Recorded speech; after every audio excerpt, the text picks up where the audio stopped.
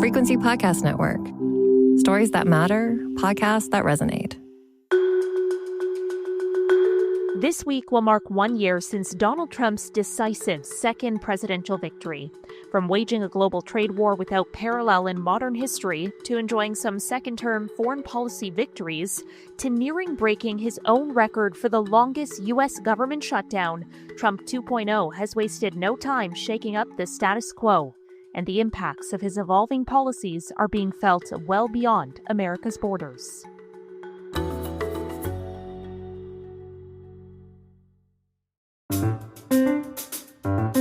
I'm Karen Ciolin, and today on The Big Story, I'm joined by Rob Goodman, Associate Professor in the Department of Politics and Public Administration at Toronto Metropolitan University, to reflect on the 1-year anniversary of Trump's election and how much the world and America's role in it has changed since.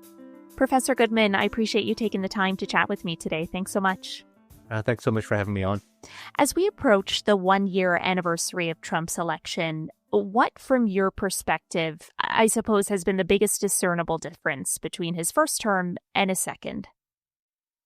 I'd say the biggest discernible difference is in how some of the elite institutions in American politics and political life and economic and social life are reacting to him. I think if you look at the popular pushback, if you look at what ordinary citizens are doing, from attending No King's protests to documenting the violence committed by ICE agents around the country. In that respect, resistance is just as robust and, in fact, more robust than it was to the first Trump administration. I think ordinary Americans really take the threat to democracy that we're seeing from this Trump administration very seriously.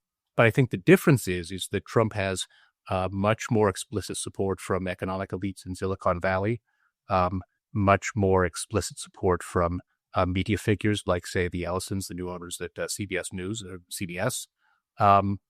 And also we've seen really important capitulations to the administration's agenda from high-level universities, law firms across the media. So I think the real disjunction we're seeing is between an American public that is really turning out in record and impressive numbers to defend constitutional democracy, and in many respects an elite class that doesn't quite feel the same way, that I don't think is coming out to defend democracy in the same way, and in fact isn't invested in democracy in the same way. So as much as that can be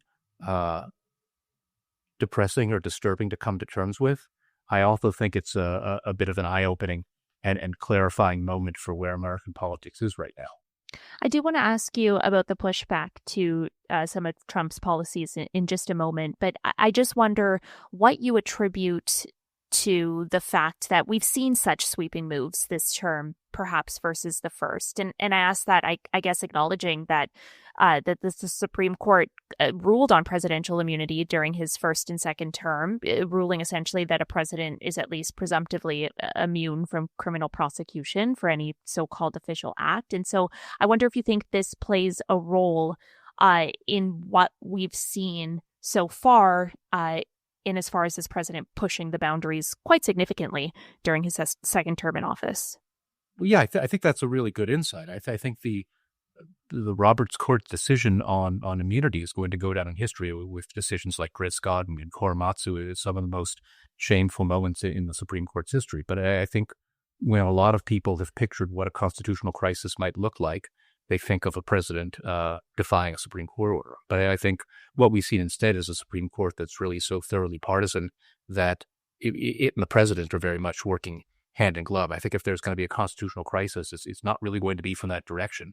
So I think you're right to call attention to that, to the idea that Trump very much feels a sense of impunity. I think there's some other factors too. I think one,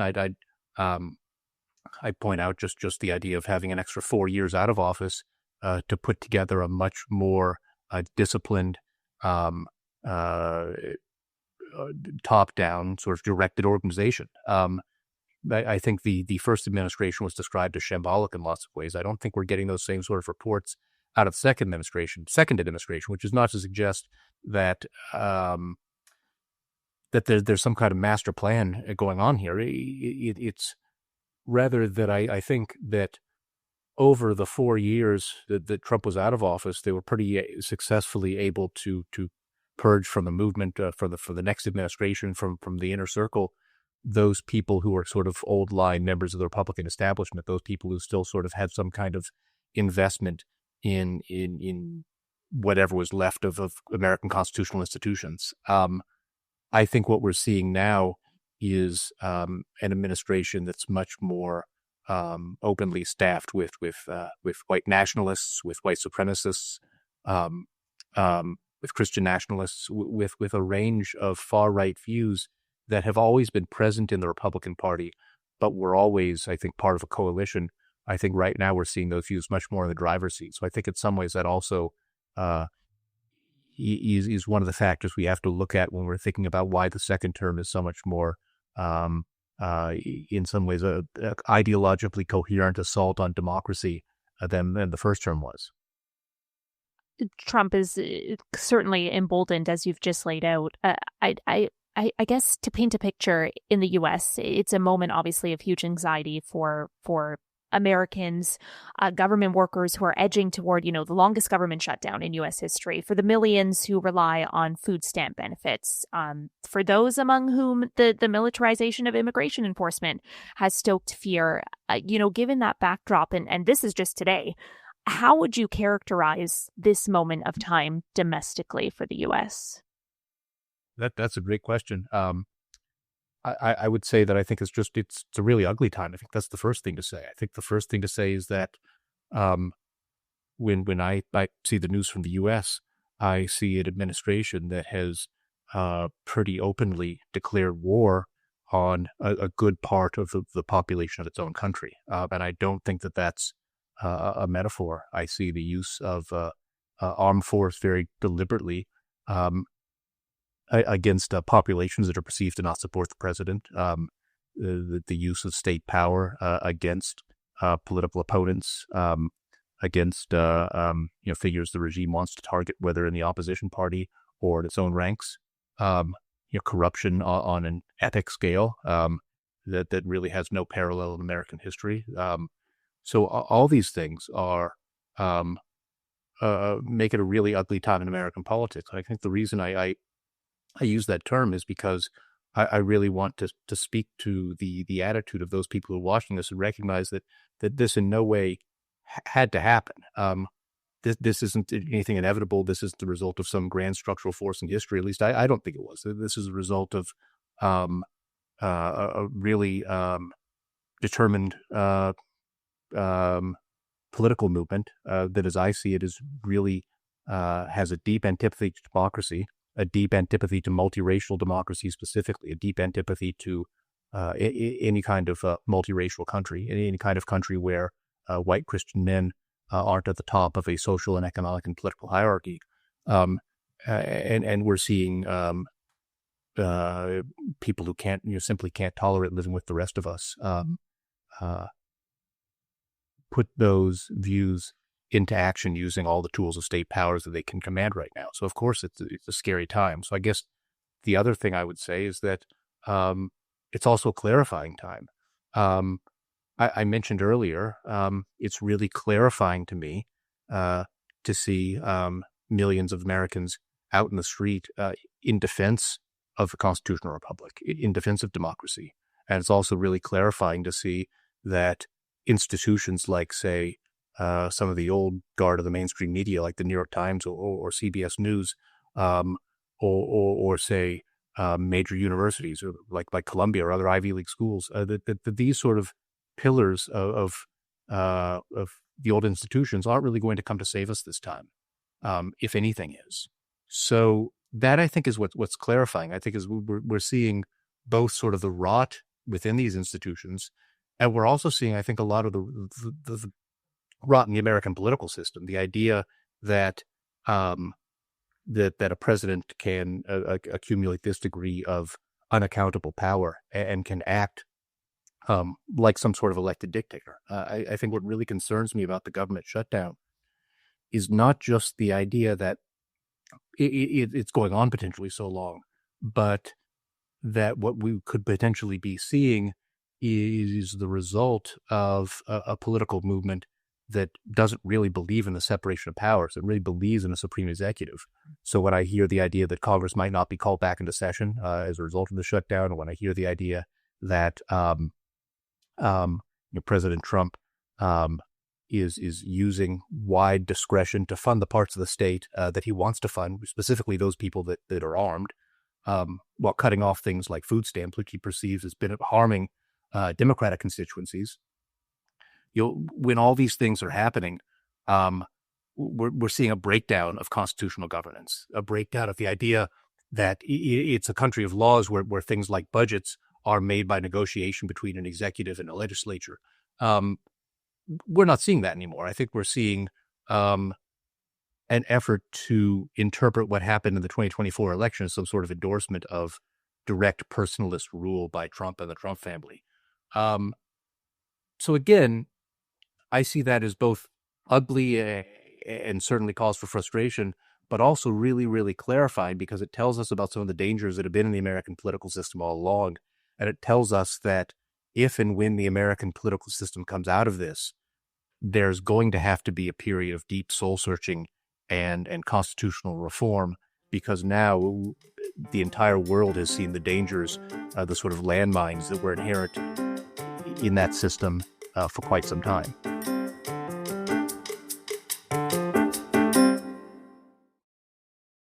Given that wider context, do you think Trump, though, is gambling that America will just grow weary of fighting and give up?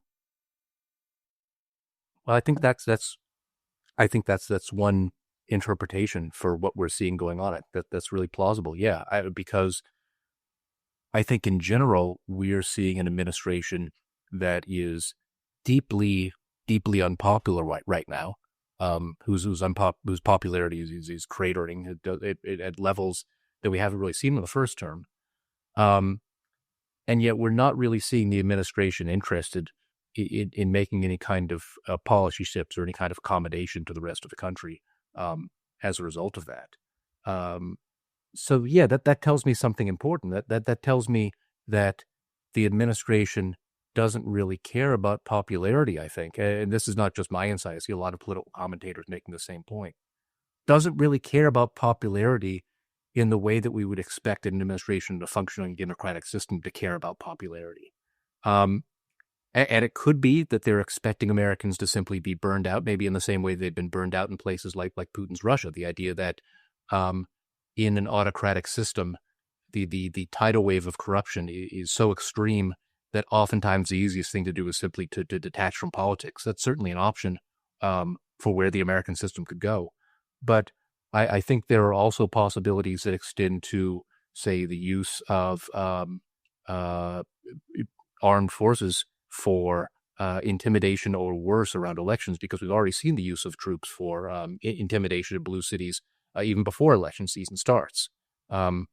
Not to mention the use of gerrymandering, Trump's frequent threats to use the Insurrection Act, which he thinks would just sort of act as some sort of cheat code that would enable him to call on the U.S. military to suppress whatever kind of political dissent at a time and place it's choosing, or at least that's how he understands it. So for all of these reasons, yeah, I see an administration that doesn't really care about whether or not its actions are popular in the way we expect an administration to care about these things in a functioning democracy. And I think that's really troubling. I think part of the reason it's troubling is because it speaks to the administration making a real kind of calculation about where the balance of power is, that they see that despite the fact that they're broadly unpopular, that they still have the support of most of Silicon Valley. They have the support of folks like Mark Zuckerberg and Elon Musk and Jeff Bezos and Microsoft and Sam Altman. I can just go down a list of Silicon Valley and other major centers of the economy that see it much that see the productive course being collaboration with the Trump administration rather than any kind of opposition to it. And I think the Trump administration has that in mind when it's acting as if popularity doesn't really matter. I think that that's a really calculated move on their part. To pick up on that point, voters are preparing to head to the polls in multiple states. This will be like the first major elections of Trump's second term. It's going to be seen as a test for the president. Do you think it will be a fair gauge for the level of discontent with the current administration? I think that's possible. I think one thing that we've generally seen in American politics is a sort of thermostatic reaction. This idea that especially in these off-year elections, and even in midterm elections as well, there's quite often reaction to the president's party. That's sort of a thing from normal politics. So I think it's hard to completely transpose that into whatever the situation is in American politics now, which I think is a lot more like a competitive authoritarian system than a real liberal democracy at this point. Again, in a competitive authoritarian system, it doesn't mean that the opposition never wins elections. In fact, they sometimes do. I think that if the polls look that way, if the polls continue to look the way they're going to look, I wouldn't be surprised if the opposition wins in those off-year elections. But I think the bigger picture is the opposition actually allowed to exercise power on a federal level? Is there any kind of expectation that the Democratic Party is legitimate? Is the Trump administration going to stop attempting to prosecute and jail and use the power of the state against its political opponents? Is it going to stop using troops and ICE agents to terrorize cities it perceives as inhabited by its political opponents? If those things don't change, then I think elections matter and elections are important. But I think if those things don't change, those sort of fundamental attacks on what we understand as a constitutional republic, then I think an off-year election here or there doesn't really change the bigger picture, because the bigger picture is about those sort of broader attacks on the rule of law and democracy across the board that we're seeing. I want to ask you, too, about what has been perceived as Trump's perhaps foreign policy successes in his second term. Allies, for instance, now on track to spend far more on defense, something other presidents have demanded but not succeeded in persuading allies to do. He says he's helped diffuse a number of regional conflicts, even if they can be described as fragile at best. On the flip side, what might you consider his administration's perhaps biggest achievements to date? His administration's biggest achievement to date. I mean, this is really, I really want to go back to the first administration. It's hard because you're pressing me on the second one, but I think the biggest accomplishment of an administration in quite some time was Operation Warp Speed. It was the approval of a COVID, the development and the approval of COVID vaccine in a record time that ultimately ended up saving millions of lives and helping society get back to some semblance of normalcy in the pandemic. That very much came out of the administration. The problem is that, with I think a big turn in the second administration, especially through the turn to RFK Jr. at the Department of HHS, is sort of a real turn toward anti-vax and a real turn away from what really was, I think, a signature accomplishment. So I think that's something to pay attention to in the last term. I think in this term, that it's tough. You really give me pause, because I really have difficulty seeing the accomplishments in the face of this large scale constitutional breakdown. I think it's what I see is a real breakdown of constitutional government and the rule of law. So in the face of that, it's really hard for me to look at a policy win here or there and kind of weigh it in the balance against that, because I sort of see the value of the democratic system that Trump is threatening as a sort of exponentially higher value than any kind of individual win I can generate. I know that's a bit of a weaselly answer, and I'm sorry I don't have a better one for you, but at least I can tell you that I do give him credit for Operation Warp Speed in the first administration. I guess, I kind of want to ask you about whether you think an encore is on the horizon. And I ask this against the backdrop of that major renovation happening of the East Wing to kind of make way for his privately funded monstrous ballroom. Do you think this is evidence that, he has no plans on leaving? Yeah, I think that it's evidence in that direction. Absolutely. I look at people in his circle like Steve Bannon saying that they don't expect Trump to go anywhere, or Trump even joking and trolling about it in handing out Trump 2028 hats to visiting dignitaries. I think, especially for someone who is so personally involved in this project. I mean, I actually give him credit. Like I don't really agree with his sense of taste, but this is a president who like seemingly really does care about aesthetics, and these little details, like down to the level of the marble. I remember those photos he shared of the renovations in the Lincoln bedroom with the all marble bathroom renovation, and whether or not I share his sense of taste, and I don't. That's certainly one aspect of which he does pay attention to the little details. So if you ask me to give him credit for something, it is that, like, you know, I don't share his sense of aesthetics, but he certainly has one. It reminds me of that comment from the Big Lebowski, say what you will about the tenets of National Socialism, but at least as an ethos. I sort of feel like that about Trump's design ethos. But I guess I would also say that you don't put that much attention to detail into a project if you intend to vacate the White House uh, in less than 4 years. And I think that kind of points to the bigger issue, which is this real turn towards what a lot of political scientists call personalism. This idea that Trump and the people around him don't really see American government as a set of institutions or rules or norms or a constitution. They see it as the person of the leader. They see it as his personal property. So he can take Air Force One home with him when he finishes being president, if that happens. He can personally build and design a big new privately funded addition to the White House to whom he can invite his donors to presumably give him more bribes. He can, I believe at some points, he's even tried to personally claim art that hangs in U.S. government buildings to take that to his private residences. And we've also seen in the period between his administrations, the storage of documents of classified information in the bathroom of his own private residence in Florida. So all these things, I think, point to this idea that there's a real blurring of the line between the institution and the person. It's this very old idea that the I am the state. That's sort of, I think, the kind of way. I think that's the way we see the administration acting in a real concerted way, especially the second time around. So when I think about whether there's a possibility for Trump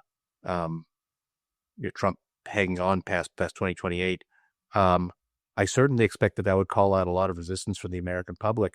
But I also think there are precedents in places like Russia for, say, the swap of Putin and Medvedev for authoritarian leaders, manipulating whatever laws are on the books to hold on to power.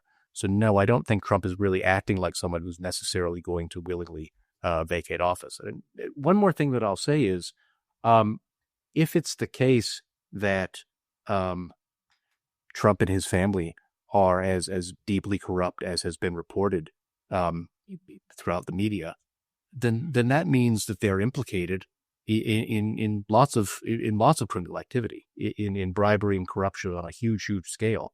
And that means it's really difficult for them to willingly give up power, because they have to understand the situation as being willingly giving up power might mean putting themselves at risk of prison time or worse. Instead, the possibility of having to leave the country to a place where there doesn't have an extradition treaty with the U.S. I think that's the sort of fear that might occasionally go through their minds. And it seems to me that the way that the corruption and the personalism interact is that there's an increasing desire to hang on to power to prevent oneself from having to face the consequences of corruption. So I think that that's a real deep bind the American system is in. The deeper Trump and his family get into the accumulation of wealth from the presidency, the deeper they get into this corruption, the more they're going to want to cling on to that position, because the most important thing it gives them is that legal immunity. Yeah, I want to parse your reading on a potential third term just a little further, because Trump obviously has repeatedly teased the idea in rallies and interviews. The Constitution, of course, doesn't allow it. He has so far acknowledged that. But do you think he is refusing to definitively rule himself out at this point to keep, I suppose, other Republicans from stepping up and maintain his leverage over his party's future? Yeah, I think that certainly is one of the effects that it can have, to step up and present oneself as a potential Republican presidential candidate in the next election, which is the kind of thing that would happen all the time in a normal system, is just right now within that party going to be read as a direct affront to Trump. So it's probably not going to happen, except for maybe like the really sort of irrelevant kind of never Trump fringes of the Republican Party that don't really have a lot of sway within the party right now. I guess the other thing is that, whether or not it works, what we've seen pretty consistently, going back to the first Trump campaign in 2015, is this idea of trolling as a means of pushing political boundaries and pushing the boundaries of what's possible and conceivable. I think that it's totally fair for people to hear those comments about a third term, or to see those Trump 2028 hats and see that kind of smile that he puts on his face when he mentions that. And wonder if it's just some sort of joke, or if it's just some sort of outrage to get us distracted about something, if it's just a troll. And yeah, it probably is all those things. But I think what you also have to realize is, especially with far-right movements, that method of using outrage and outrageous actions and outrageous comments to push the boundaries of what can be thought of and done within a political system is really effective, because look at us now, we're talking about it. I'm an associate professor of politics, and I'm spending time talking about the possibility that Trump could be a candidate in 2028, even though the very plain reading of the Constitution is that he can't be. But again, the very plain reading of the Constitution is that Trump, as someone who led an insurrection against the U.S. government in 2020, constitutionally shouldn't be qualified for the office. The plain text of the Constitution, I think, is very clear on that. The Supreme Court, I think, should have ruled him ineligible. Obviously, they didn't. But we're at the point right now where I think we're so deep into these concerns at this point that that's why I describe the American political situation as having this really this ugliness to it, because it's this use of boundary pushing and trolling to really render the idea of white nationalism and anti-democracy as mainstream acceptable political ideas. And I think when we look back on the second Trump administration, we're going to see that as a defining story. Okay, Professor Rob Goodman, appreciate your analysis and insights today. Thank you so much. Thank you so much for having me. And that was The Big Story. We'd love to hear what you think of this conversation. Find us on X at BigStoryFPN, or email us at hello@thebigstorypodcast.ca. Share this with a friend or someone you think might find this episode interesting. You can listen to new episodes of The Big Story Monday through Friday, wherever you get your podcasts. I'm Karen Ciolin. Thanks so much for listening.